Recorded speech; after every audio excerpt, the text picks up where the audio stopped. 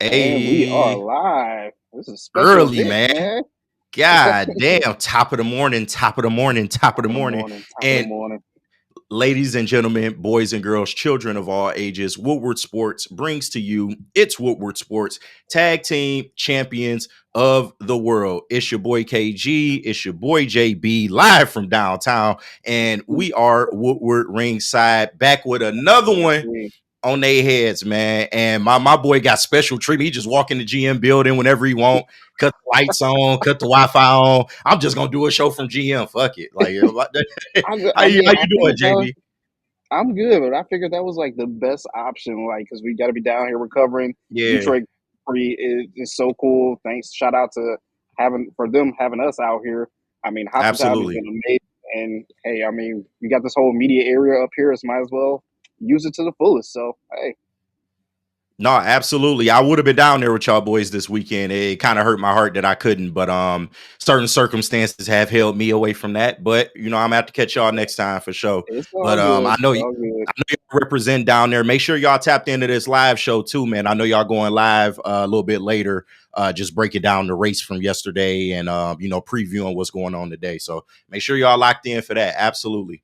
And like, subscribe. You love this content, you hate this content, cool. If you want to hate watch us, that's cool, man. Just subscribe to Woodward Sports. These episodes will be up every week for your hating pleasure, and you can get your shit off in the comments, man. But we'll ignore it. Exactly. But I mean, it is what it is. But I just want to encourage everybody because we love everybody over here, man. Everybody don't love us, but we love everybody. So Everybody love everybody. ELE. What Boogie right, used come to on, say, man. man. We got too much hate in the world, man. Let's start spreading some love around this Exactly. motherfucker. But it was actually quite an action-packed weekend. Especially from us wrestling fans. There was a lot going on this weekend. We got a little bit of news too, a couple of little headline stuff I wanted to get out the way. Mariah May on the way to WWE, and it has been Oh heavily yeah. reported over the last couple days. Nothing official is out yet, but the consensus by a lot of the wrestling outlets is that Mariah May is on her way to WWE. Her AEW contract is officially ended now because I know that was a big thing. They was talking about, she still signed her contract. She just hasn't been on TV, and a lot of people were speculating as to why. But now that she's officially out of her contract, she is a free agent, and to WWE she goes, man. What do you think of that? Like, what should we expect from Mariah May on the WWE roster? Because I don't know, I got some concerns. I have some concerns as well too, especially with like the way her character was in AEW. Now you Yeah, transition that to WWE, and to top it all off as well too. Even though like yes, she is coming in the near future, I think she's actually going to start out on NXT, which is kind of wild because not Stephanie. necessarily. I mean, not necessarily, but it's like, damn, you're just like you had this big rise and upcoming in AEW, and now you're kind of in the B show a little bit with NXT, trying to build a name for yourself and get fans familiar with you once again. But you also have Stephanie Valkyrie, Jordan Grace, Hmm. and Ricky Saints all moving up to the main roster very very soon. I think they've all had their last match over at NXT. So Stephanie Valkyrie is already on Raw. I think Jordan Grace is Yep. moving to SmackDown, and then Ricky Saints is just going to be wherever they place him next. So they need someone else to take that main spot in NXT, and I think that's going to be her. So hopefully, like the NXT live is very short, and she can just make that jump, that leap to a SmackDown or Raw. But hey, you never know. But I'm excited Yeah. for it. It's just her character is going to be watered down from what we knew of her in AEW. No, absolutely. Especially if they make her a heel. I don't know if they wanted. I think they actually want to make her a face, believe it or not, and I wouldn't be surprised at that. Um, I do think that WWE. I mean, they got a decent number of heels, but you need some like vicious heels though, and that's kind of the character that she had in AEW. But WWE ain't about to let her just get that shit off. I mean, she slapped her mama. She was No, spitting in everybody's face. Like it was. She was doing that's some not gonna wild happen. shit over there. So yeah, almost had a lesbian relationship with Mina Shirakawa. It was a lot. It was a lot going on I over there. mean, So we yeah, could take this back to Eric Bischoff days, some hot lesbian action. man, what? We'll never get them days back. Listen, we're not, petitioning for it, so calm down. But for all my fucking, all the G-rated I mean, people in here, but I still want to see a bra and panties match, but that's just me. I wasn't mad at it. I mean, Vince was cooking on some of them. You feel me? Like, I ain't saying it was right. I'm just saying, like, now that we got competitive women's wrestling, there's still a place for bra and panty match. I feel like, but that's just us See, though. Yeah, that's just that's us. what I'm But saying. yeah, I mean, I think Mariah May will do fine, just because she really proved herself at AEW, man. Like, she had a great run. You already know I was big on, her getting the credit she deserved when Tony Storm went away and she was the women's champion and had to hold down the women's division. She did a damn good job, man, and she had a pretty good title run. And now you look up, I think that, her acting is good enough to where any gimmick that they give her, she can probably succeed with it. But I'm just interested to see what their spin is going to be, because they got to do it right. And your point to going down to NXT and it's kind of the B show. Slightly disagree with that, because NXT has been cooking. I mean, they women's division, arguably the best division in wrestling. Period. The Their women's women's division, yeah. division is hot, man. And then you even had Stephanie Vacar and Julia and people like this who were highly touted outside of WWE still go to NXT, and they did damage, bro. And it actually helped. It helped their brand a lot. And with somebody like Mariah May, that the WWE audience that are hardcore WWE, they don't necessarily know Mariah May or know what she's bringing to the table. So this is a good way to kind of introduce herself, let her hit the ground with whatever her new gimmick is going to be, give her some time to work and flesh it out, and then you go Mm-hmm. from there. And if she excels like Julia and Stephanie Vacar, Jordan Grace, and all these other women are flourishing, Roxanne Perez, all these other women are flourishing, she'll be on the main roster in no time. But I am starting to get a little worried about some of these call-ups, bro, because Why is that? luckily, they've involved Roxanne in, kind of like a semi-major storyline since she's been up. But there is a such I want thing to see her as, take a prominent role. yeah, I would like to see her in a more prominent role, and maybe that's down the line. You got to pay your dues first in some respects. But there is a such thing as like having too much talent, believe it or not. And Yes. that's kind of the problem that they're running into, because once they hit the main roster, TV time is very limited, and they already with some people, they don't do a good job of actually fleshing out their characters and stuff like that. So you just hope that they don't rush it. I don't mind somebody sitting in NXT a little longer if you're going to actually have something of substance once they hit the main roster. Because once you bring it to the main roster, we don't want to just, oh, okay, they're on the main roster. You hear about them maybe during the draft or whatever. Then no storylines. They're not on TV for like months. And you like, oh yeah, remember when she got Mm-hmm. drafted? What the fuck happened to her? Yep. So yeah, I just hope they don't run into that problem, because they're loaded right now. And they They just are keep very adding. loaded. They They just are keep very adding. loaded. Julia just went to the main roster. She on SmackDown too. Like there's a lot, and it brings new life and new energy. So I like that aspect of it. But yeah, man, it's gonna be tough, man. I just hope those writers can keep a decent number of these people involved once they hit the main roster, because you don't want to just waste that talent either. Yep, So and WWE is trying to hire new writers as well too. Like you said, it is top heavy with your boy talent. waiting for a job. Me too. Trust me, me too. But Right. like you said, it is very top heavy with talent. I think after Money in the Bank, which is coming up next week, you might see a drop off from a lot of these characters, a lot of the main characters that we know of, trying to take a little bit of a break, a little bit of a vacation, Yeah. trying to build up the rest of the talent. Rhea Ripley is definitely one of them. I think needs to take a break, just because, Mm-hmm. as I think we said last week, we might be a little Rhea Ripley'd out, bro. And that's crazy to me still, because of I how know, over right? she was for how long she was. Like, that is nuts. But all good things come to an end, bro. So you got to play your cards right. And I do agree. Some people, you may just have to sit them down for a while. They trying to keep Charlotte involved. I'm not mad at that, because Hmm. they trying to involve her with Alexa Bliss, whatever this new Yeah, shit is whatever that they working that on. is. Yeah, still don't really know what that is just yet. But yeah, I mean, I definitely agree with that. Like some people do kind of need to take that break from the spotlight so you can build others up. And that'll kind of help with that problem that we were just talking about with some of the young talent coming to the main roster. Let them get some TV time.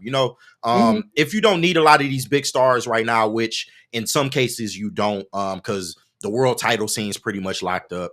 With the John Cena shit, you got the Seth storyline. The bloodline is kind of in the middle there, It's up with what now. Solo is doing and Roman's taking time off. So it's your main players are kind of locked up right now, and that's going to take up only a portion of your programming. So it is probably smart to go ahead, let some of this young talent get some TV time and just see what they can do, man. If they flourish, they flourish. They don't, they don't. But you got to see what you have.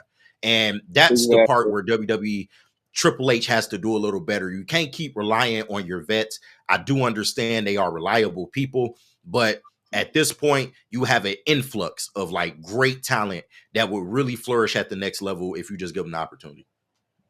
I agree. I definitely agree with you. And just two more quick things before we hop out of our house show things. Yeah. WrestleMania 2. It has still not been announced yet that it is Las Vegas because WWE is still waiting on a big major act to move their date so they can take over Allegiant Stadium. And Oh, you also, know what that is. apparently, You gotta break them yes, off. got to break them off some money as well too. But also, apparently, WWE's been planning ahead to come right back to Vegas for WrestleMania in like a 2 year time span. So we might be It's gonna getting happen. three WrestleManias back to back to back, all in Vegas. It's gonna happen most likely. And I'm not I get why people would be like upset about it. Me personally, I could care less. I mean, it's WrestleMania, and they got to make money. And what better place to make money than Sin City? So it's like they got to do what they got to do. And this would kind of be a first. I think it's actually kind of innovative because they've never done back to back cities, let alone a three-peat. If they do a three-peat in Vegas, that'd be nuts. But That's just um, wow. it'd be different if this was like Florida that always got a WrestleMania, every like couple years or so. Vegas ain't had that many WrestleManias. They had the WrestleMania, I think it was 8 or 9. The The one at Caesars. Caesar's Palace. Yeah. Yeah. I think that was 8 actually. But yeah, they were at Caesar's Palace. And then they hadn't had a WrestleMania until this one. And now that WrestleMania is 2 nights, I can get why people are like, oh, why do you want to go back to Vegas again? But if it makes the money and you get a good enough, show of fans there that are going to be involved and like excited for the show, why not, man? Let them get their shit off, man. It's all about money at the end of the day. You know what this shit is like. It's all a business. They got shareholders. If it ain't broke, don't fix it. And a lot of the Yeah. TKO, like a good percentage of TKO period, is based out of Las Vegas. Because Dana White, UFC, that's a big Hmm. part of TKO. So that's where they bread and butter is. I'm not mad at it. I'm not. I'm not mad at it either. I mean, if it's split into 2 nights, I mean, you can still do Vegas and somewhere else at the same time too. I mean, You could. You night could. one is Vegas, night two is somewhere else. I know they did this like a while ago in the early stages of WrestleMania, but maybe it might Yeah. be time to revisit that, bring that back once again. Who knows? And also, apparently, I wanted to get your take on this, but your boy Vince McMahon is back in the picture, saying he wants Of to course he is. buy back WWE. And they'll never sell. Good luck with that, you old motherfucker. It's over. It's wraps, man. You done. You'll probably be dead before you get to own WWE again. He Like, said he no want his way, bro. company. He would have to come with the largest piece of change in order to get that shit back. And even then, they see what happens when you go publicly traded, bro. The game changes, bro. Like you don't just get these opportunities to, oh, I just want to buy my way back in. No, bro, you got to go through like 12 different people in suits, and about 6 of them don't like your ass. So it's like it's working against you. Your own family don't fuck with you. Stephanie wasn't even around Exactly. when they was doing the split of the shares before, when he was on his way out. Like, Stephanie didn't want to be involved. She got the fuck on. And now that he's gone, she's popped back up. She doing intros to WrestleMania and shit. Like, come on, bro. You know what that is. They don't want Vince around. He's radioactive. And he can hurt the bottom line. And when you got somebody Mm-hmm. that's old, decrepit, senile, and he could hurt your bottom Decrepit line. Casino. They not gonna fuck. They not fucking with dog. It's over for Vince. You better off going to get some indie promotion, buying them out, and just getting as much mainstream talent as you can to come to you at this point. If you just really want to be back in the wrestling game, that's your only real outlet, because it's you're not buying back WWE. They are a $1 billion company. And I know you're a billionaire, but what it would take to get that back, a lot of time, stress, court hearings, a lot of bullshit, and you may not even be alive to at the end of it. Like seriously, like he's getting up there in age. And I get it. He's one of those people that's just he's gonna work to the day he dies, or wants to work to the day he dies. But it's just, yeah, it's over, bro. Once they got him out, that was the single biggest shift in professional wrestling ever, maybe. In terms of like management, because yeah, like Vince was the ringleader for forever. He was the monopoly. He was the one that won. He bought out all the territories. He bought out WCW, ECW, all of his competitors. He beat. He won. And he was maybe on his way to beating AEW, in a lot of ways. But you know, it's a different day and age with the internet. A lot of people know the type of bullshit that he was on outside of, you know, or actually inside of the company, because he was doing this shit on company time. But yeah, it's over for Vince, dog. It just really is. And I can't see a way back. Do you see a way back? Because this shit is raps, bro. No, I really don't see a way back. I mean, Vince could try as much as he wants to, but and even though, as you said, he's a billionaire, this is going to cost a lot of money. If you're thinking of ripping this from Dana White and TKO, honestly, it's not going to happen. Like, as you said, do what you can to go and buy an indie promotion, something like that, and maybe have some fun with it, with, you know, the time you Buy got left 3 on this indie earth. promotions. But You got enough money to yeah, buy 3 or 4 of them. Just go, yeah, just buy all 3 or 4, combine them, buy and see three, what the combine fuck them, you yeah. got. Yeah, Yeah, like, but I that, would much rather you do that than try to mess with what's already built up and is good and is solid right now. Don't try to change anything else. man, what his theme song is? No chance. Da, da, da, da, da, da. No chance.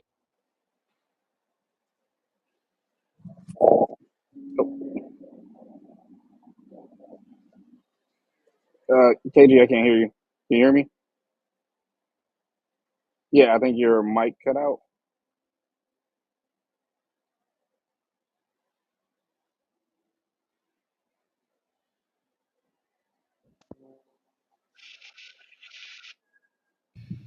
All right, hold on. There you go. Now I can hear you. Oh, you can hear me? All right, cool. Let me just Yeah, I make can hear sure you this is now. set right. I was like, All what right, happened? bet, bet, Like, bet. Yeah, no, it's all good, but it's cool. We was at the end of that anyway. Real yeah. quick, I do want to bring up the you know, Metro Boomin. We just touch on that real quick, and then we Oh can yeah, hop yeah, into yeah. the main shit. Go ahead, and then if we hop in double nothing. All right, so yeah, man, no chance in hell for Vince, man. It's unfortunate. It's unfortunate, but wanted to talk about this because I feel like this was kind of big news as well, man. It has been reported that Metro Boomin, the super producer, if Young Metro don't trust you, I'ma shoot you. Yes, that Metro Yeah, Metro is don't in trust. timeless, man, timeless drop. But my boy, he is having a partnership with WWE, and he is allegedly going to be responsible for new entrance themes for a multitude of superstars. Like they said, it was going to be Yes. a lot of stars on the main roster getting a redo, or you know, getting a freshening up of their theme song. And Metro Boomin is going to be the lead producer going forward. And I think that's huge news, because I don't think any wrestling promotion, let alone WWE, has had a partnership with a producer of Metro Boomin's caliber.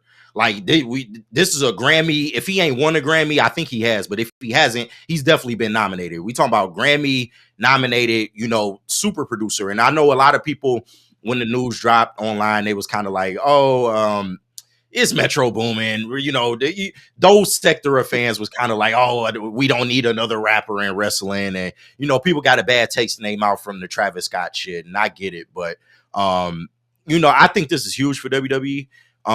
Because I miss licensed music in fucking wrestling, bro. Yeah. I miss. It's only certain superstars that have had it over years, like Mark Henry, 3-6 Mafia. Oh man, I love that theme song. Even fucking Little Trish Stratus Kim had with Trish Little Stratus. Kim.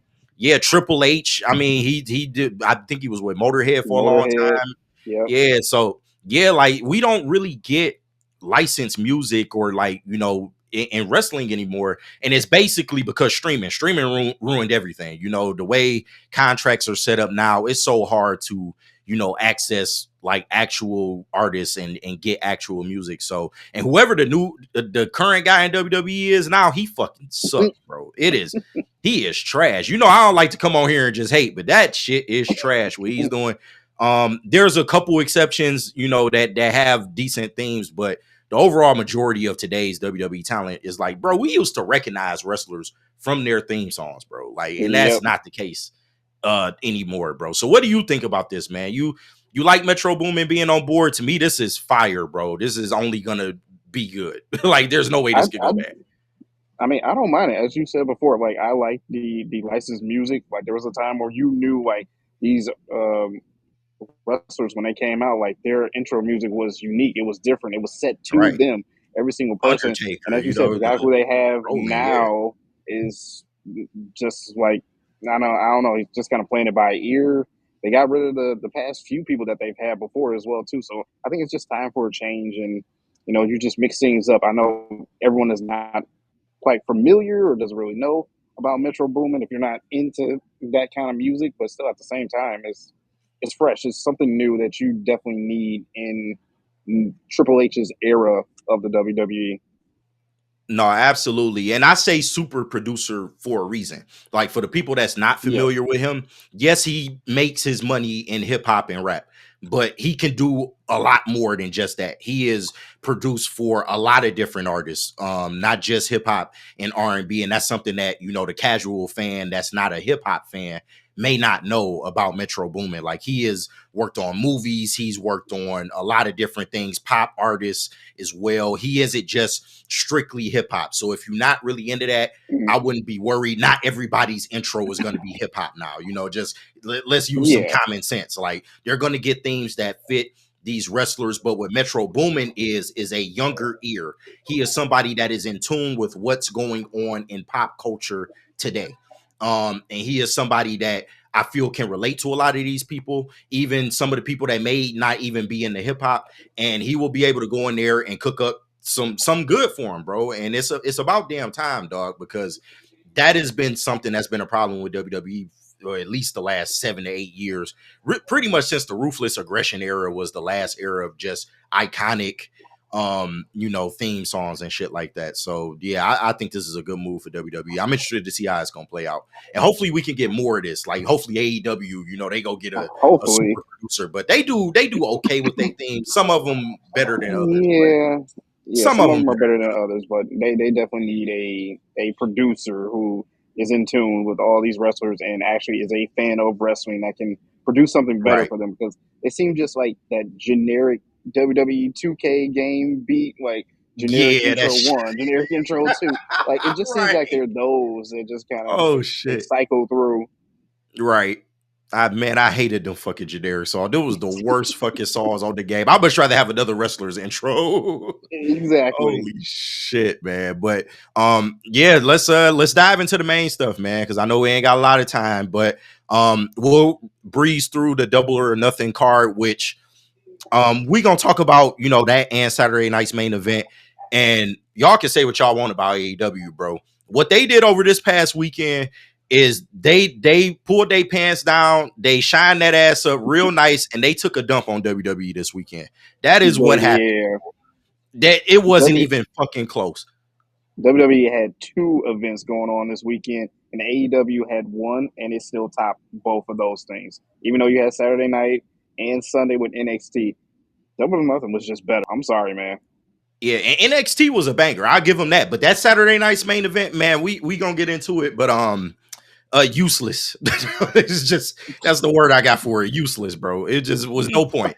There's no point. It was it was a setup for Money in the Bank, I You guess. could have saved me that shit, bro. But we gonna get into it. But let's kick it off. I see you got the AEW graphic at the bottom. Let's go ahead and kick this thing off.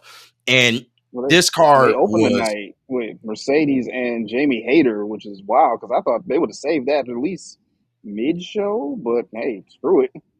My only gripe with this show was some of the placement of the matches, and this is one that you could have swapped that tag match later on that we're gonna talk about, that the crowd was kind of dead for. Like, the placement Mm, of some of these matches was a little bit of a head scratcher, but I understand it. You want to get the crowd off to a hot start, and these women went out there and put on, bro.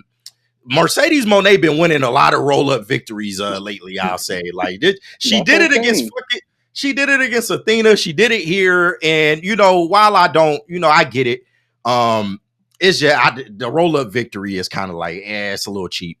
It's a little cheap, but this match was great. From start to finish. Both ladies went out there. It was really physical from the jump. Jamie Hayter really got a chance to shine in this match, and I just pray that they keep her in the picture going forward, because I think she's a really good talent. And I feel like during this Monet rivalry, I give it up. Like, they gave her a chance to really kind of show a different side of her. They gave her some more promo work, and I feel like she kind of got over with the fans. Not to say that she wasn't maybe a little over already, but she definitely got over a little more with this feud that she was in with Monet. And we kind of knew what this was, man. Like, Hmm. both Double or Nothing and Saturday Night's main event were predictable cards, but one being in a good way and one being in a bad way. Being predictable isn't always bad if you can go out there and execute. And this was one where we kind of knew what it was. Like, Monet, they had her drop a belt, so when she won the Owen Hart belt, it wouldn't just look gaudy. Like, she wouldn't just have 5 fucking championships.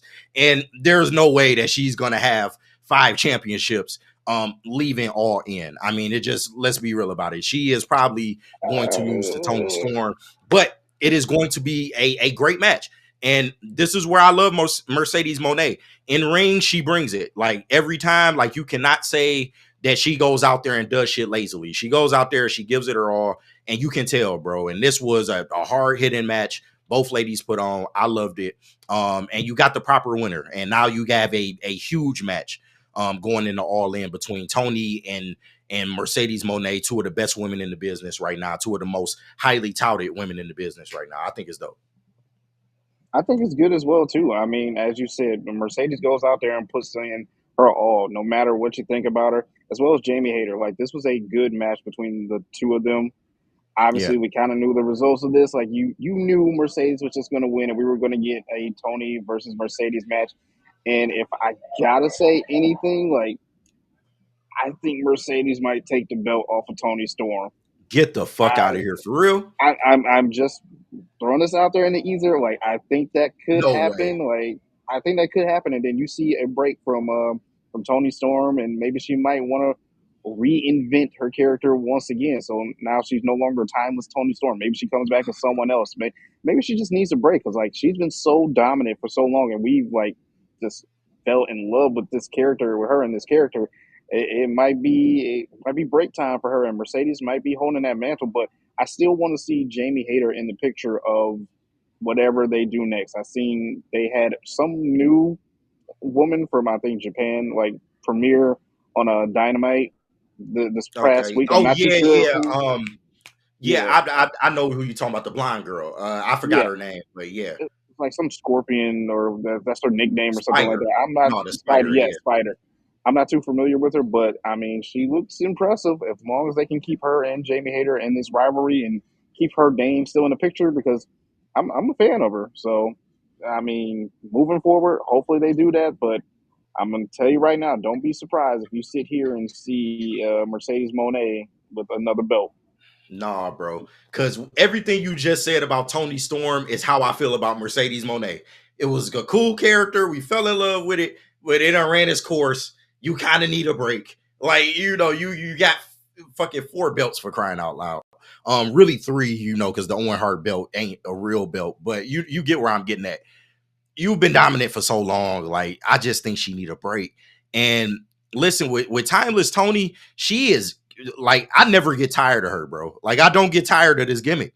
And it was a point in time when she first started doing this gimmick that I was kind of like, all right, it's cool, but eventually she gonna have to come out of that. And I was kind of used to, the Tony Storm that I grew accustomed to, where she was kind of like, the punk rocker type Tony Storm. I like that Mm-hmm. Tony Storm. So I was like, she need to go back to that. But just seeing her cook, bro, with what she doing right now, I think people love this timeless gimmick. She plays it to a fucking T. And I think you can get some more juice out of it. I honestly do. Keeping Tony on top right now, I don't think is a bad thing.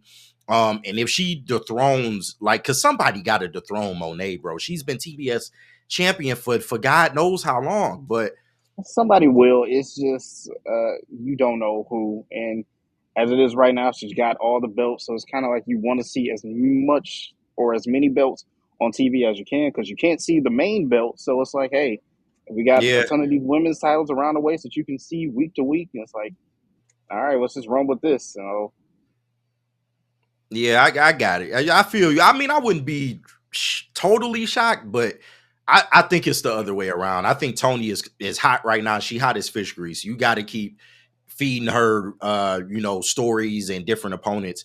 And with Mercedes Monet being as big as she is, I think it just benefits them better to just put the belt on Tony or keep the belt on Tony, should I say, and just let her rock out, man, because she is gonna fight. There's a lot more women for her to fight. But yeah, shout out to AEW's women's division. They are very, very fucking good as well. And I love some of the work that they've been doing lately. But we can move into our next one. this match, So, FTR versus Nigel McGuinness and Daniel Garcia. I'm gonna go I think I first because zoned out on this match, man. I see you got a gripe. So I'll just go ahead and go first. This match was better than I thought it was gonna be. From an action standpoint, it kept me engaged the whole time. I mean, FTR is really incapable of having a bad match. They such a good fucking tag team. They can go in there with any fucking body and mix it up. But Daniel Garcia, I'm not the biggest fan of him. But I felt like he looked great in this match. I got to give it to you. To me, he looked really good in this match. And Nigel McGuinness, I give him credit because not to make him sound like he's just a 60-year-old man, but he's older. He's not full time anymore. He was in when we was in high school. He was cutting it. He was getting his shit off. Like he was in his prime. When we were like just in high school or just out of high school. So like, he still looks good for his age and him not wrestling like a ton. He still looks damn good, bro. And he went in there and wrestled a damn good match. His selling was on point. And they were able to tell this story that I think that's my biggest gripe with this whole thing is just the storyline aspect of it. To me, this story just isn't good because you turned FTR heel, excuse me, and your first move was to put them in a feud with Tony Schiavone, like and fucking Nigel McGuinness. Like I don't, what is that? Like I don't get, and this is a stepping stone. I know this ain't everything, but as the first few, coming from them turning heel on Copeland, I didn't think that was a good move. But the match itself, it was cool. They won the match. They got their point across. Hopefully, we can drop this shit now and move on to something more notable. The match itself, though, was a good match. Like it kept me engaged. This was a pretty good tag team match coming off that first match that kept the crowd hot. And the crowd was into it, bro. Danny Garcia, he got a lot of crowd love. His chops look better in this one because that last match, them chops was looking horrible. But yeah, he did a good job in this one. I give him credit. This is the exact opposite for me. This was like a huge letdown from that high that you had at that first match. This was just like, all right, we're gonna give you this tag team match to kind of settle you down before we hype you back up once again. I mean, I'm still a fan of Danny Garcia. Just the move itself, as you said, chops got better. But for FTR, like they don't put on a bad match, but at the same time, their matches are slightly boring, and that's what I got out of this one. So Yeah. this one just kind of just took a dive for me, and I'm to be real with you, I probably zoned out on this one and started focusing on watching NXT on the other screens. I but feel I'm not mad at that. I'm not mad at that. And I get it why was people would no, go ahead. My bad. no, I was just gonna say it wasn't terrible, but it was boring. I was not that into it. I feel you, and I definitely can understand why people would say FTR is boring. I don't feel that way only because I like that style of wrestling. Like, I talk to you about Gunther all the time. Like Gunther Oh is yeah, like he's the real deal. But people hate his style of wrestling because it's very old school, it's very traditional. It's just real physical. But to me, that provides an element of realism to wrestling. Not to say wrestling isn't real. Come on now, we all know wrestling is real. Yeah, come on. But but Come you on get what now. I mean. You get what I mean, though. It gives more legitimacy to some of the work that they doing in the ring, if that makes sense. So I love teams like FTR that go out there and work that classic style, and they real physical, and this was a like brutal match. Like they was laying it in, bro. I love Dax and Cash because they go out there and they ain't gonna bullshit you. Like they gonna go out there and hurt some people. And speaking of hurt some people, we're gonna talk about that a little later. I love MJF and the You fuck hurt out of business, people. bro. I love it. But we are going to continue to our next match. And this one, man, This this one one was got a banger. crazy quick, man. God damn. Blood quick, man. So I'm gonna let Oh you go man. first on this one, man. Your boy Trevor. Yeah, your boy Trevor, man. He pulls off the victory against Reach for the Sky, boy. My boy Mark Briscoe, man, in a Mark very Briscoe. physical. Yeah, Mark Briscoe is a motherfucker, man. But a very physical stretcher match. What did you think of this match, man? This was a good way to, like you said, get the fans right back riled up, man, because this one got crazy in a hurry. As you said, this was a good way to get the fans right back into it after, like, you kind of had that high and a little bit of a low. This brought you right back into it with this stretcher match right here. And it just got bloody so quickly Man, from Briscoe and from Ricochet at the same time. Like, you knew these two were just going to tear the house down. And just to seeing them, that ambulance back itself up there and having to throw your opponent in there at a certain point in time, like, this match just got out of hand, and I didn't think it could get this crazy, but it did. Briscoe's over here wiping blood out of his he eyes just was so he can dripping continue on in the match. crazy. Like, the man's dripping blood everywhere. It's still on the mat for the next upcoming matches as well too. But this was wild. It was perfect. I think this is what this pay-per-view needed, and it's what both of them needed out of this match. You already know Briscoe's a star, and now I'm gonna ask you: does this elevate Ricochet up even more, or are you Absolutely. still not a fan of Trevor? No, it's not that I'm not a fan of Trevor. It's just the gimmicks that he's had prior to this one haven't really been believable. Like, cause he does have I get people get at him and he can't help what his voice sound like, but people be getting at his ass, because of how he sounds during promos and shit like that. And kind of just his demeanor. You kind of know he ain't like he's great in the ring. He can work. He's always been able to work, but he ain't no tough guy. Like, and we all know that. And that's kind of, been the problem with him. Just really selling him as like this guy that can go in there and really beat people up and make it look convincing, and making him look like more than just backflips and stunts and shit like that. Mm-hmm. But yeah, this heel turn for him has been, I told you, bro, like the last event that AEW did, I felt like he was one of the standouts in that match, with Mike Bailey and Kenny Omega and he's been doing this for like months now. You got to give him credit. Him as a heel just works so much better, and especially this version of a heel. He talking shit to the fans. He's a chicken shit a little bit, but but he can still go in the ring. Like, he's no slouch. He can go in there and he can put on some amazing like spots in the match, bro. And to me, Ricochet is doing maybe some of the best work of his career in a mainstream setting, because I know people will say, oh, Ricochet in the Indies was amazing, and yes, he was. But as far as like mainstream wrestling, and I consider AEW to be mainstream, this is probably some of the best work he's done on a mainstream level. So big shout out to him. And Mark Briscoe, he is what he is, man. He kind of like the Cactus Jack of this era. And he gonna go out there, he gonna put on a good match with whoever he's in there with. But Mm-hmm. if it's a stretcher match and nobody does shenanigans better than AEW.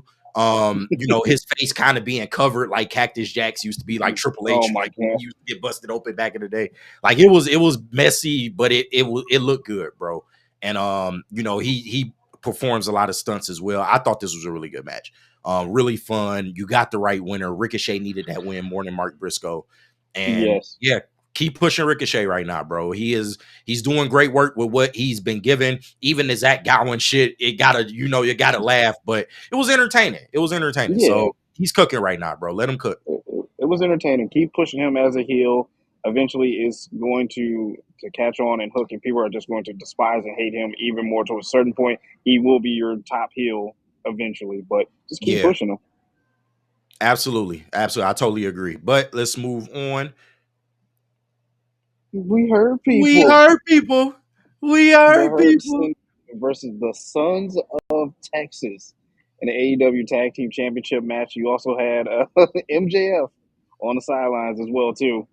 His debut with the Hurt Syndicate, man. Stop playing. Stop playing my boy MJF. Bro, the dynamic between him and Bobby Lashley is going to be, it's going to feed It's families, be dog. Like, hilarious. this shit, it is only a matter of time before Bobby Lashley, as I have quoted, knocks his fucking head off. And I cannot wait for it. Boy, it's going to be great. But He's we gonna going to cross get the a whole line bunch. one too many times. Oh man, what you know is coming. But the good thing about this is that all the shenanigans leading up to it is going to be entertaining as hell. And in the match, MJF trying to help out. He was trying to help out Bobby, telling him, "I don't need your fucking help. Get out of here." And then they had that one moment on the outside where he was about to hit him with the ring and shit like that. And Bobby kind of stopped him, but then he smiled at him and shit like that. He speared my man through the barricade. I think that was Sammy Guevara. And yeah, man, they shared a laugh and he raised his hand. Like, this shit is gonna be entertaining, man. Like, MJF and the Hurt Syndicate, it's gonna end bad. But as of right now, we just enjoying the ride. We enjoying it.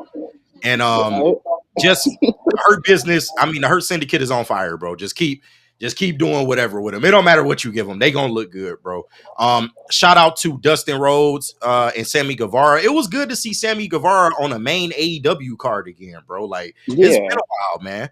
And to me, he's matured a lot down there in ROH. And being tag team with Dustin Rhodes, bro, and they look good as a team. This was a really good match. He had some really good spots in there. He looked good. And probably at some point he will be back in AEW, but this was a really good tag team match. And we predictable winner. Like we said, this card was predictable, but you got what you got. And MJF being involved, the shenanigans, this was pretty much to elevate that a little bit as well. But no, this match was what it was supposed to be to me.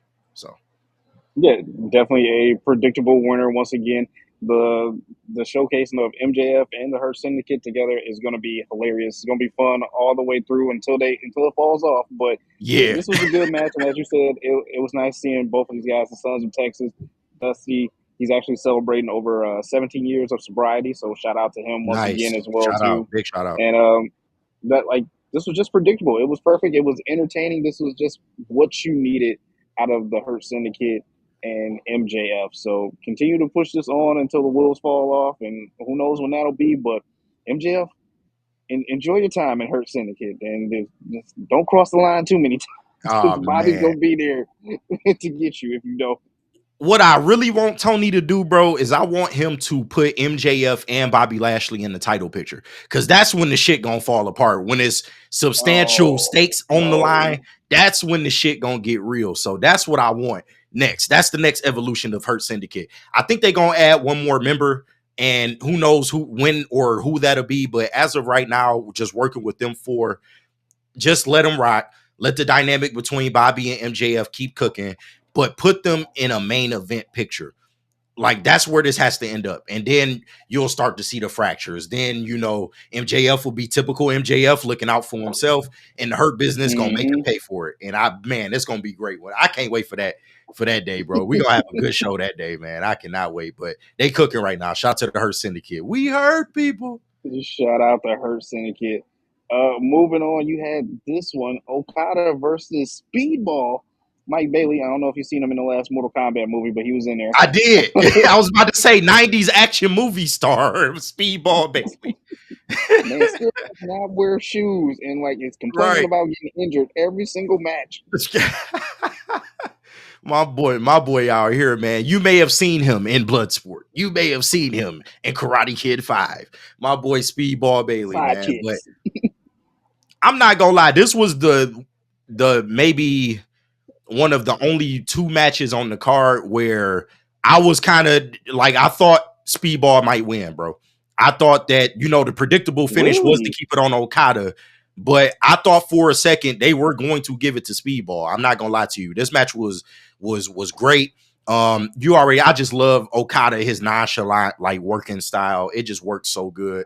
But Speedball, man, he continues to go out there and impress. And maybe, I'm going a tad overboard with this because I'm like a fan now of him, but I think that there is a possibility he can be a main event player, bro, if they play their cards right with him, because what he gives you in the ring is just, it is great, bro. Like, he goes out there, he gives maximum effort. All of his shit looks clean.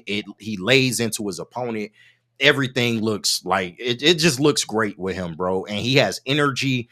The fans are behind him. He's one of those types that he don't even have to be on the mic a whole lot, bro. Like, so far they haven't given him a lot of promo work, and I don't think you need to, because his work speaks for itself. Like, the way he just goes out there and works his style, and it's kind of like that 90s Karate Kid shit, but it works, bro. And I think that if they continue to put him against these big names and he goes out there and shows out, bro, eventually he might become a main event player. Like, Okada is no slouch. Like, Okada is one of AEW's best, and he went out there and put on a banger with him, and to the point where some of the false finishes, I was like, oh shit, they might put the belt on Speedball.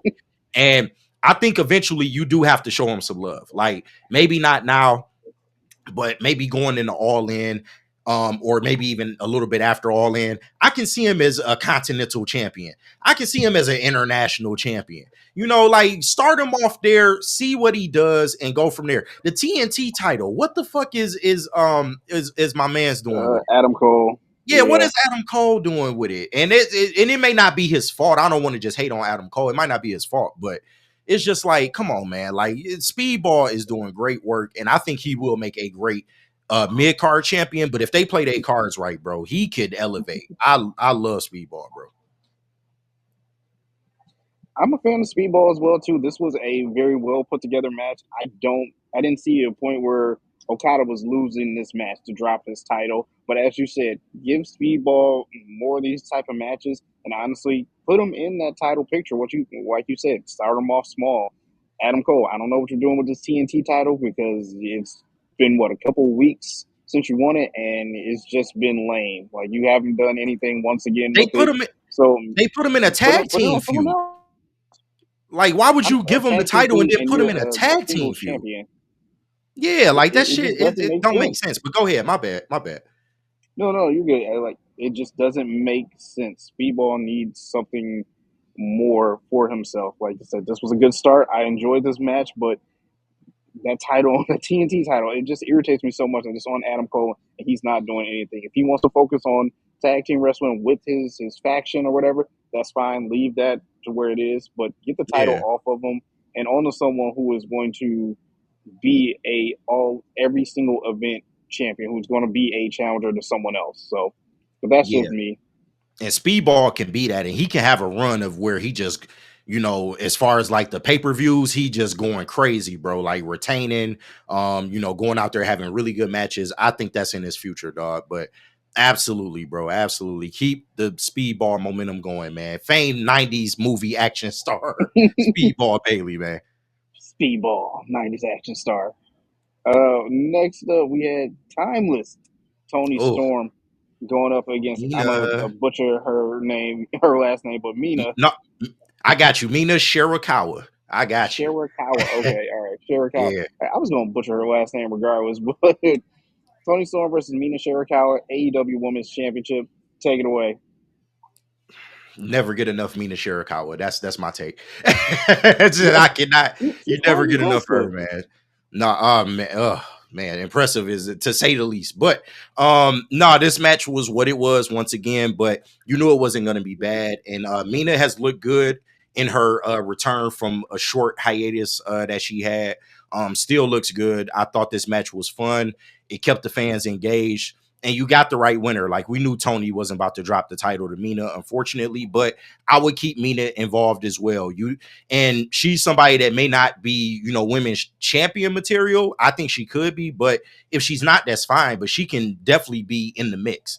And I think she's one of them people that you need to keep in the mix, as well as a Jamie Hayter. But this match, I thought it was really good. And Tony came out the right winner. I love when Luther is at ringside. He always gets beat the fuck up. Always takes the bullet for Tony. Is great. The timeless gimmick, bro. It just I don't get tired of it, dog. Like I just don't. Like, but that's all. But that's my main takeaway from this match. You got the right winner. It was what it was supposed to be, and this was a good match. Like it kept me engaged the whole time. And yeah, Mina Shirakawa. You got the right winner. Like you said, it kept you engaged. It was entertaining as well too. You can never get too much of time with Tony Storm, but I think after a while, maybe she might be Tony Stormed out herself. That's why I think Maybe. that at the next pay per view, like you'll see that drop off. Maybe she takes a little bit of a break, and kind of reinvents herself once again. Because I know she's having fun playing this character, but Yeah. at the same time, you never know. She could be like just done with it as well. But you had the right winner out of this match. It was entertaining as hell. As you said, Luther always at ringside, bringing so much to saving Tony. And this was just fun. This was just a good match, and I can't wait for her and Mercedes because they already are starting off hot with that last promo that they did at Dynamite. So, It's a hey, big match. It's I gonna be a can't good wait to match see for it. sure. And listen, yeah, you may be right. We may get timeless fatigue, but it ain't today. It's not today. Yeah, match of the night for me, Anarchy in the Arena. Bro, Man, I don't even know where to start with this match, man. where do you start? This shit This was was just it all was out crazy. anarchy. It was fucking anarchy, bro. And this is I'll start with this. Because a lot of people complain about, how long AEW's cards are. This was a 4-hour event, and I ain't gonna lie to you. No, I yeah, fell asleep like midway through this match. I had to wake up the next day and finish watching the rest of the fucking pay-per-view. Cause yeah, this one was long, and we was already 2.5 hours in at this point, and then mhm. this match came in, and it was just a lot going on at one time. So I fell asleep. It was just way too much going on. I was tired. It was late. So I fell asleep. I woke back up, but this was fucking crazy. And this is why I say there is a place for AEW for all the people that are just WWE, to the death and all that tribalism shit. Bro, AEW, nobody does shenanigans better than them, bro. Like there was chaos all over the fucking place. From the young bucks coming out dressed as fucking colonials, putting their What was fucking that? filthy feet on Willow Nightingale, putting their filthy fucking feet on her. I did not appreciate that. I'm talking shit, but the swerve off the forklift. Man, it was just so many spots, the table spots. Swerve taking a fucking staple to the tongue. Oh The my! thumbtacks where the thumbtacks on the fucking Reeboks, and his shoes is fire, by the way. I need a pair of them answers. Them bitches is fire. But the thumbtacks, yeah, that shit, it was madness, bro. You had a little bit of everything. You had Mark Briscoe return in the ambulance. That shit, that was a great spot. I like the touch of Samoa Joe being missing, to start the match, and he just popped up, start beating up Claudio in the hallway. This shit was crazy, and we knew it was going to be crazy. It was literally called Anarchy in the Arena, so we knew what the fuck this was going to be. What I didn't think was going to happen was I didn't think that I'll just say the ops team or the ragtag bunch. I didn't think that they would beat the Death Riders because I think you need to keep the Death Riders looking strong going into your biggest event of the year. And here they are taking another L. And we all know that this shit needs to end. We've been saying that for forever now. But for them to lose this match, I don't think that looks good on Mox going in because they haven't really shown signs of, breaking up just yet. So it's gonna crumble once Mox loses the title. Like that's the only thing that makes sense. So just for them to lose this match, I would have had them win this match. And I get it, you wanted to send the fans home happy and shit like that. I get it, but for as wild of a match as this was, I felt like the faces had enough offense to where you could have just got away with the Death Riders actually winning the match. But they didn't. They lost, and that technically they didn't lose because they was locked in the ambulance, and it was the young bucks that got fucked up at the end. But Hey, this was a fucking crazy match, bro. It was all over the place, like you knew it would be. But it was great. It was entertaining all throughout. You got a lot of just crazy ass spots. Um, and I felt like this was dope. But going into All In, we need to start seeing the fracture. And with them losing this match, I think that can fuel that as okay, this shit is starting to fall apart. And then once he loses at All In, which I do feel he's going to lose at All In, um, Mm, if you do it that way, and listen, bro, it's just the way they setting this shit up. I think it just makes the most sense. But my only gripe with this was why the fuck? Why isn't this the main event? Like this match was all over the place. Like it made more sense to put this match last and have Hangman and Will Ospreay right before that, and then whatever you wanted to do before that was fine. But the match placement of this was kind of where I was scratching my head. Like, why the hell is we doing this in the middle of the show? Like, or to the damn near like close to the end of the show. This should have been the main event, bro. This is where you send the fans off happy, especially if you had the faces win.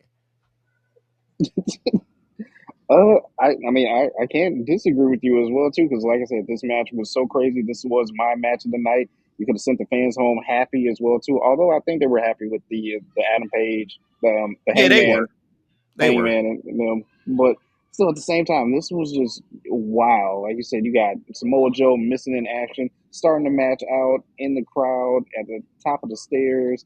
The forklift, Nana's driving a forklift with Swerve on it.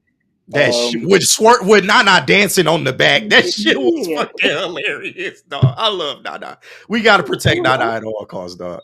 I'm watching this match, like, what is going on? What is happening in this match? Willow Nightingale had her ear pierced to the side of the Yeah, ring post. that shit was The crazy. staple spots as well too, the Nike super kicks, and also you got let the bodies hit the floor playing the entire time of this Dog, match. that was a What? fire touch. I'm not gonna lie to you. That shit was so unexpected when Kenny Omega did that. But that was a fire touch because it just got real crazy once they start playing. And Whenever that song come on, you know it's like a bar fight about to you just break got out. to, yeah, you just got to break something at a certain point in Yeah, time. You just just got to duck and break something. cover, bro. When that come on, And you like, already know what time it is.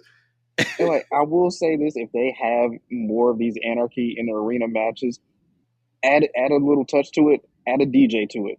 Add a DJ to it, like how you have for the Yes. video game Def Jam Yes. Icon. So like once one side starts winning, Yes. scratch the table, and their song starts playing versus the other ones. A little, but I was gonna say because what the bodies hit the floor play like 4 or 5 times, and I got annoyed with that. Like, come on, No, they someone did run stop it a this so little too far. long. It was cool the first two run throughs because the crowd was singing it. It was cool, but yeah, after like 4 or 5, it was like, all right, we All get right, it, like hit we the get it, pause.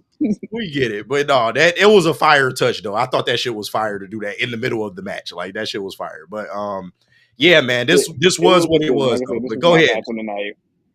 No, match of I the was night. gonna say Yeah, I'm this not is mad at you this is good. This is a match of the night. I can see how you probably wanted to place this at the end to send fans home, but still, from where you got it at in the pay per view card, like this was amazing. This boosted you back up for the final 2 matches of the card.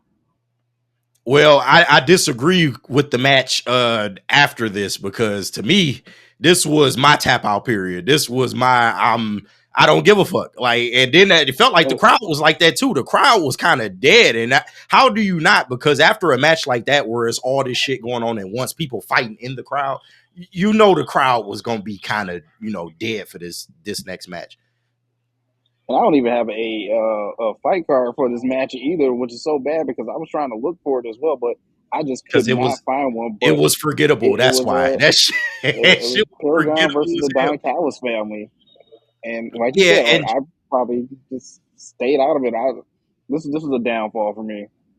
yeah, dog. This is my only gripe about this card. And the match itself wasn't a bad match, but it was just like to place it after Anarchy in the arena. This to me was one of the early tag matches. Like you were supposed to put this one right next to the FTR tag match. Like why the fuck Hmm. would you have this as the second to last match? I don't understand. I get the Don Callis family is doing great work right now. They're killing it right now. And as far as like Adam Cole, you got to put him in a singles feud. And I think it will be against Kyle Fletcher. It just makes the most sense. And Kyle Fletcher probably beats him at All In. But I just, yeah, Don Callis family is cooking right now, but this match had nothing. And to me, the crowd was a little bit juiced for this one, especially at the start. It was just like no crowd involvement at all. And yeah, this just, I'm tapped out after watching, almost 30 minutes of fucking mayhem. I'm good. Like, shit. They could have just did an announcer break during that and just had the announcers get their shit off, and I would have been cool with that. And just give me Ospreay and Hangman, because this was, it was what it was. And Adam Cole's what are they, undisputed what now? I don't, undisputed something, I know. I don't know. Like I said, we can move on and get to the main event because that match did nothing Yeah, for me. So you nothing at had all. in the main event Will Ospreay versus Hangman Page for the Owen Hart Tournament's Cup Men's Final. I'll let you start, Jay Bizzle. Hey, these two gave it their all in this match. Like, I wish this match could have went on probably for another 30 minutes because they just were not stopping at all. Like, back and forth offense from Ospreay, then Hangman, then Ospreay, then Hangman. It's like the crowd was into it. I don't think the crowd even sat down at any point during this match because they were Yeah, just invested in this solely. And I'm gonna be honest with you, the right winner came out on top of this. Hangman needed this more than Ospreay because Ospreay is still hot as ever, as you said, hot as fish grease. Like, him taking a yeah, loss here doesn't affect him. He's still up there. Hangman needed this to get kind of agree. some kind of direction to go forward with in his career, and is facing Moxley at All In. He needed this more, man. So I'm glad Hangman won out of this one, but to see him come back and kind of congratulate Ospreay, like, hey, this was one hell of a match, and I gotta admit, this was one hell of a match that you can sit here and replay over and over again. Nah, JB, I agree with you, and you know how I feel about Hangman, but I gotta agree with you. Like the Cowboy work that shit, he's, cowboy the, shit. hey, I'm still not on that cowboy shit. Let's not get it fucked up. But just the way they've been pushing him, the work that he's done, you got to give him credit. Like he's been doing some great work. And this match was great, bro. They worked very, very slowly in this match. And this is why I like longer match cards, because you get to flesh out these matches better. Like you get a chance to actually go out there and work and tell a fucking story. And I thought that's what they did. They went out there, they told a great story, they built on everything that they had been building for weeks upon weeks. And Hangman looked good, dog. Like I gotta give him credit. The only gripe that I kind of have with Hangman is that I don't know if his character works in a face capacity, dog. I really don't. It's cool for the moment. This is something that they can probably ride going into All In, but as far as him being a face like full time, I don't know, dog. I just don't know, because even for the first, I would say half of this match, Will Ospreay kind of became the heel of the match, and they was trying to play up Hangman as the face, but it was kind of awkward for him at first. Like his engagement with the crowd really wasn't there, and it was almost like it was weird for him to work as a face. But maybe that's just because they were trying to sell it the whole time, and that could have very well been the case. But for how this match ended up, man, the false finishes were great. Like you said, the offense between both of them, both getting their offense in. I love the little the standoff with the hidden blade versus the buckshot lariat. It was kind Yeah, of like old Western shit. Like, how you duel and you take the 10 paces and turn around and shoot. That's kind of what that was. And I kind of liked it, bro. Like, and the fans are behind them, dog. I gotta give them credit, bro. The fans are behind Hangman. I think AEW really wants to work in Hangman being remorseful and less angry, and that's fine. I just don't know. less angry. Yeah, but long term though, I don't know if that can work long term. It's cool right now because we haven't seen it, and he's doing a damn good job of playing it up. So, but once we get used to that, and let's say they have him win the AEW championship, is he just going to be a face champion for the rest of the year? I have a hard time believing that. Um, Going into All In and maybe a little bit after that is cool, because they trying to really work this him and Swerve getting back together. And listen, Swerve gonna be the reason he wins at All In. I promise you, Swerve is going to be the Yeah, reason he beats Moxley. or he's going to be involved in the match. You can mark my fucking words on that. But because he's still beefed out with him as we speak right now. But yeah, it was a good match. You did, I do agree. Like he needed this more than Osprey. And Osprey, to be real, will probably be his first challenger after he wins, because I think he's gonna win. Like I think there's no question there. It makes no sense to keep the belt on Mox, and I love Mox. There's no reason to keep the belt on him at all. Put it on Hangman. He's done the work. You got him as a face. The fans are behind him. Let's see how it plays out. But I'm just worried about the long-term direction of him as a face. But I give him credit, bro. Like I don't like his character, but I give him a lot of credit. This was a banger fucking match, and this was probably the best I've seen from him in ring, period. Will Ospreay, I mean, he has one of these every other week, so it's just another day at the office for him. But I did like him working as a heel though. Like toward the end of this match, he started arguing with the ref. You know, he tried to do the announce table spot. He was looking at the fans kind of crazy. Like, I kind of like him, maybe a heel Will Ospreay. I can't lie to you. I think he'd be good as a heel again. I know he was kind of doing that maybe when he was kind of involved with Don Callis' family before, but like, I like solo heel Ospreay. I think that'd be dope if they maybe mix that in, because he's hot as fish grease. The fans love him, but if you're gonna turn Hangman, you know, fucking face, then you're gonna need another big heel. Because you know, I hate the character, but I gotta give him credit as a heel. He's done good work. Like I don't like him. Like it works, you know. So, but this was a great match, man. Great match. We got Spinny just popping up over here. What up, Spinny? Hey, shout out my boy Spin Dog. Hey, what's good, G? What's good, G? My boy, man. Shout out to heavyweights, y'all. Make sure y'all tapped in later on the Woodward Sports, man. We're gonna have that good racing content for you, man. It's good to get some racing on the network, bro. That shit is fire. Yeah, sorry, Spinny was just right here. He's figuring out where to go. But yeah, the shout out to the heavyweights. We got the racing content coming a little bit more, especially all this weekend. Shout out to Justin for putting in the leg work, the hard work. So Yeah.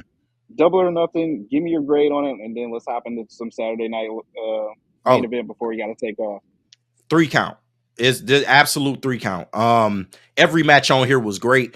Besides that tag match towards the end of the night with Adam Cole. And like I said, even that wasn't a bad match, but the placement didn't do it any favors. But this 3 count, bro. How do you not 3 count this? This is some of AEW's best fucking work. They were cooking. They were absolutely cooking the whole night. I gotta agree with you. I'm giving this. I think this is my first 3 count actually of a I think it is too. So shout out to AEW. Just whatever you're doing, keep doing it. I once again nitpicking card match placement, and some of the tag matches just did not need to be on this card. You could probably saved it for the pre-show, because there was. I think the ladies tag match on the pre-show was probably a little bit better than one of these, and you could have swapped honestly. So, but Yeah. this is a 3 count for me. You know it's real. They got JB hating ass to give a 3 count. You know it's real. Hey man, I'm a tough critic. No, you are, but for good reason though. I love your taste though. This is why we work so well on the show, because believe it or not, I know we differ in a lot of ways, but we actually have very like-minded, mindset. This is why we talk wrestling just so seamlessly, bro. We do this shit for hours. We go for hours for real. But no, this was great, man. Three taps. Keep it going, Tony Khan. AEW's cooking right now. And to be honest, they kicking WWE's ass. Like, and when we break down this Saturday night's main event, it's gonna be quick because this shit was horrible. But this was man. I wish WWE would do shit a little differently right now, because they got gold in their hands and they wasting it, dog. And that's my biggest gripe. But we can go ahead and break down the matches. Yeah, we can break down this match. We'll run through them a little bit quickly. You had Zelina Vega defeating Chelsea Green, which I still love Chelsea Green. You saw her get a little bit bloody in this match as well, too, but Zelina is still a better champion. I just want Chelsea to have a title. I don't know what it is. Maybe she can get the title off of Lyra. She needs another title run, though. I'm sorry. Chelsea just needs a title. She gonna win the U.S. title back at some point. I think WWE realizes like it probably works better if she is the U.S. champion. This Hervis gimmick is starting to really work. The fans are getting behind it now. So I think that's just where it goes. But this was an average match, and it was going fine, but the botch by Zelina, and listen, I don't like to come in here and harp on botches. I understand that they happen, but if you miss the 619, the thing you don't want to do is follow it up with an actual kick to the and face. break the fucking woman's nose. Like that was so ugly of a fucking spot because the camera caught her dead to rights, flubbing the fucking 619. And I get it, you want to still make it look good. But to follow it up with just a lazy kick and you drilled her dead in her fucking nose, I just thought that was ugly. And Zelina, she's not as over with the fans as I thought she was. They need to let her talk on the mic more because that's the only way she's going to be able to build herself up as champion. I don't think you should make her drop it right this second, but if they continue like this, fans are going to get tired of it. And her changing her theme song ain't really do favors. I saw people complaining about that. Nope. So yeah, it's just they making all the wrong moves with Zelina right now, and it's fucked up because she done put in a lot of work. She kind of deserved this spot right now. And this is what the women's mid card title was made for, people like her and people like Michin that also can't seem to get the fuck over the hump. Can't seem to get a break. But Yeah. yeah, it's bad for Michin. It's really bad for her. But yeah, it just they can't seem to get over the hump, and it's starting to go that way for Zelina. I think fans want to see Chelsea with the title again. It makes the most sense. So I think you maybe give her one more big feud. I think her and Chelsea needs to end right now. But if you don't, you got to give Chelsea the belt back. It is what it is. If you're not going to end it, she got to get the belt back. I agree with you. Like I said, I just need something more from Chelsea. She needs another title run. She's still hot. Yes, I think the fans are behind her. They're picking her up, but absolutely. that's me. Next up, you had the WWE Championship for John Cena defeating R-Truth, which Oh, did we hold on before we get you into know, this bullshit? Did we skip a match? Did we skip the tag match at the beginning? not from what I'm seeing. Seth and CM Punk. Oh yes, we did. We did skip the tag match in the beginning. So for some reason, I thought that was later. I so thought that was Okay, later. no, that was But the first yeah, match, but we can do that after this. This gonna be quick, bro. Cena defeats R-Truth, which I'm just sad for R-Truth because I wanted something much more out of this. Although he was hilarious for coming out as a Ron as a Cena John Cena. I want one of those shirts, by the doing way, his too. entrance. I get it, man, and I yes, I want got one a of those good shirts, chuckle out of it. I got a good chuckle out of it, but but it's just it, embarrassing, man. R-Truth yeah, once I'll let you again, go. Go ahead. Yeah, like I want one of Ron Cena shirts, but once again, this was just embarrassing for R-Truth to just go out here and just get worked over by John Cena. Like we knew it was going to happen, but at the same time, you would have hoped to see a different match or a better match from both of these two. But Cena's still your champion, unfortunately. bro, this wasn't even a title. They couldn't even give R-Truth the respect of making it a title match. We knew John Cena was gonna win the motherfucker. You could at least made it for the championship.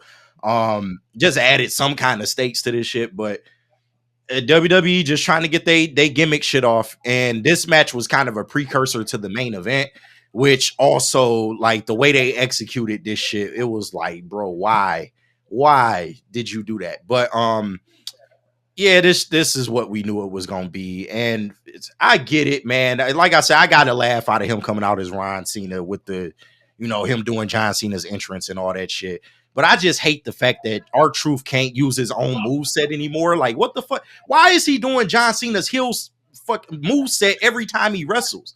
Like, I I get don't it, know, but man. like that shit is weak, dog. Like I ain't trying to serious us out. Listen, if it works for R-Truth, it works for him. At this point in his career, he's not really a main player. I get that.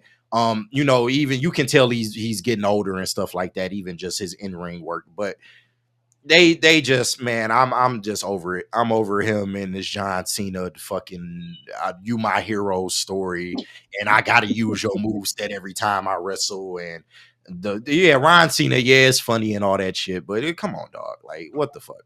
This was pointless. Yeah, Why you could have saved this, dog? Like save this. I would have much rather just had the Cena interference at the end of the night. He didn't need to be in this. Like, what the fuck was this for?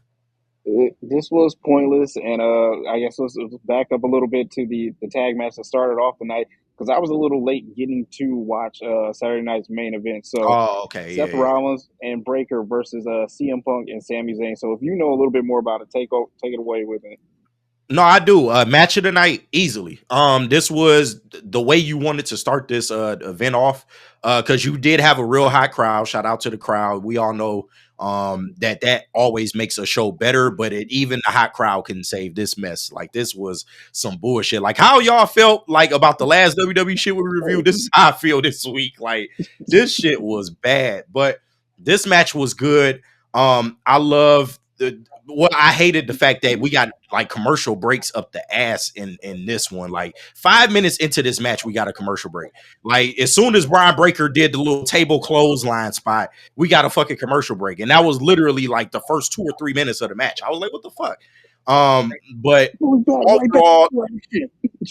yeah, but no, overall, this match was good. I love the camera angle where they had Paul Heyman interfere with Sammy as he was about to give the haluva kick. And he's arguing with Paul Heyman, and then in the corner, you can see Brunson Reed hopping the barricade and going to run and fucking take out CM Punk. That shit was crazy. Mm-mm. I love the addition of Brunson Reed to this faction, especially with the history between him and Seth. When this shit falls apart, you know that's going to play a part in it. But him being added to this shit just makes his faction look even stronger. You got Brunson Reed and fucking Braun Breaker with Seth Rollins and Paul Heyman, and they are looking to maybe add at least one more person to this. So this faction is shaping up nicely. I love that addition. That was a perfect way to add him to this mix. CM Punk, I think the next night on Raw, he came out and tried to attack. Because you already know he gonna try to get his lick back. Oh But yeah. you keep CM Punk involved, which I like.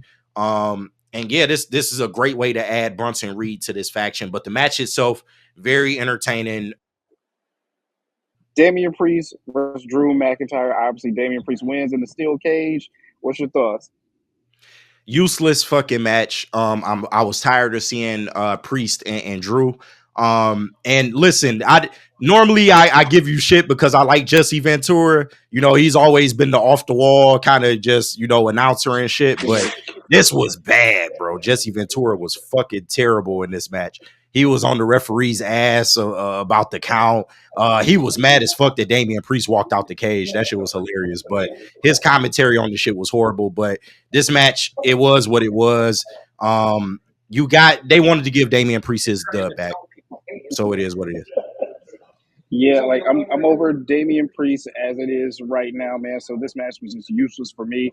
You said enough. And then finally the main event, World Heavyweight Championship, Jey Uso defeated Logan Paul, and you had the Cena interference, and American Nightmare makes a appearance. So what do you think? Bro, what killed this whole shit, the whole event, is in between that match and the main event. They had John Cena talking to fucking Jey Uso saying, "Oh, it'll be a shame if somebody interfered in your match." Like it gave the whole shit away. It was horribly executed, fucking trash. The match between Jay and Logan was all right, but Cena interference, it was only for the Cody return. I get that. Cody was a lot more fired up than when he got his ass beat with a Rolex in front of 20,000 people. He was a lot more fired up for this than he was for that. But we'll see what they do with Cody and John going forward. But I didn't feel like this match needed that. And Jey Uso, I do like him as champion so far. But they just need to give him better opponents, man. Like Logan Paul is not doing it for me. Good to see the American Nightmare back pop up once again. Obviously, I wasn't expecting Jey Uso to lose this title. That's just Right. me. But once again, it was nice seeing American Nightmare pop back up. Cena chirping him the whole entire time. Jey Uso coming out there interfering with him. I was a little concerned Cena was going to cost him that title shot, but hey, it worked out Thank for the God. best. And now you have a tag team match with these two at Money in the I'm Bank. sick of the So main event tag team matches, bro. Can it end, please?